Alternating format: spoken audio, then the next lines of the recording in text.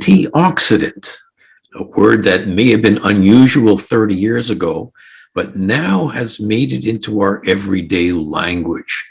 In fact, a whole new field of research in medicine has evolved around antioxidants, and it's called free radical biology. This science has described hundreds of health conditions that depend on antioxidants for their protection. And to date, somewhere between 2,000 and 4,000 antioxidant compounds have been identified. So we're not going to spend a lot of time right now explaining the details of how antioxidants work, but let's start off by saying that antioxidants work against oxidation, antioxidant. So in order to know what an antioxidant does, we need to know what an oxidant or oxidation is. Here are a few examples. When iron rusts, that is oxidation. When butter goes bad or rancid, that's oxidation. When you cut an apple and in 20 minutes or so it turns brown, that's oxidation. So am I suggesting that you and I are rusting, going bad, and turning brown? Yes. Just look at the back of the hand of your grandmother. Those spots you see are human tissues being damaged by oxidation. Now, I'm not terribly concerned about the appearance of her hand, but when I see that, it worries me because the same process can be taking part in her lungs, in her heart, in her brain. But unfortunately, oxidation is a consequence of being alive. When we eat, when we breathe, when we exercise, when we sit in the sun, all of this produces what are called free radicals. And free radicals lead to oxidation. Again, the production of free radicals leads to oxidation. And when we produce free radicals, we set off a chain reaction where each free radical can turn whatever else it touches into another free radical, kind of like the zombies of molecular biology. Let's take a closer look. Here we see a bunch of nasty free radicals on one side and a group of nice healthy cells nearby. And a free radical drifts over and touches one of the healthy cells. And after a short while, remember when a free radical touches another molecule, it can turn it into a free radical and so on. So you end up with a damaged cell full of free radicals. And of course, you see that that cell's touching another cell. And that cell is touching yet another cell. And voila, you end up with, here you go, a black spot on the back of your hand or in your brain. So how do we stop this process? We could call on the cavalry, our good friends, the antioxidants. And here we show the original antioxidant most of us have heard of, vitamin C, looking suspiciously like a Pac-Man, and you'll see why in a moment.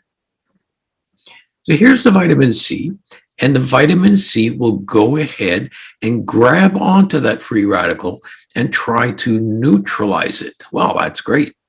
The problem is that although it's neutralized the free radical, it's also neutralized itself. You see, its mouth is full and it can't do anything else. So at this point in time, if nothing else happens, we will just expel this free radical antioxidant complex. And what evidence do we have that we get rid of this? Well, have you ever looked at the color of your urine after you've taken a vitamin C pill? That's what you're seeing. You're peeing out your vitamin C free radical complex. And if this process stopped here, we would have to be eating fruits and vegetables all day long to keep on top of clearing out our free radicals. Well, there's something else going on that allows us not to continually have to keep eating tons of antioxidants. Now, up to this point, many people watching this will probably know this, but I'm going to show you something now that will be new to most people. Watch this. The vitamin C can find a glutathione molecule or a complex of glutathione molecules, and watch what happens. It hands the free radical off to the glutathione system. And there you go. It's liberated to continue to do more work. So it picks up another free radical, and the process can continue over and over again.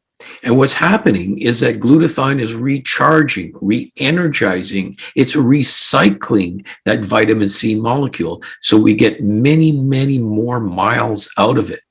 So here's the thing.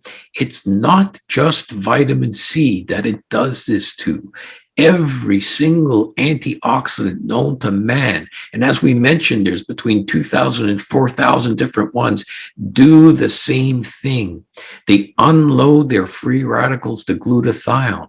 And this is the primary reason that we call glutathione the master antioxidant, because all the other known antioxidants cannot work with the presence of glutathione. Glutathione is the spring in the clockwork that drives all of our antioxidant processes. But that's not all. It may be enough to make you want to go out and raise your glutathione levels because all of your fruits and vegetables and supplements will work better. But there are other reasons to call glutathione the master antioxidant. When you think of antioxidants, what comes to mind? Well, certainly vitamin C and vitamin E, but there's so many others. Just visit your local pharmacy or health food store, visit Costco, and you'll find shelves of different antioxidants. What sets these apart from glutathione is that all of them come from what you eat. If you don't eat vitamin C, if you don't eat vitamin E, your body does not make them. They don't appear naturally. Guess what the major naturally occurrent antioxidant in your body is? The one made by each cell. Of course, glutathione. In fact, all known living creatures must produce their own glutathione in order to exist. Plants, animals, birds, you name it. Here's another reason why glutathione is called the master antioxidant. It's a little bit more technical, but absolutely fascinating. When other antioxidants neutralize a free radical, they themselves become a free radical. Glutathione is the only antioxidant that does not become a free radical after it performs its job. I bet most of you didn't know that. I'll put together another video showing how this actually happens, so stay tuned. So let's just summarize. Number one, all antioxidants depend on glutathione for their normal function. This is the primary reason why it's called the master antioxidant.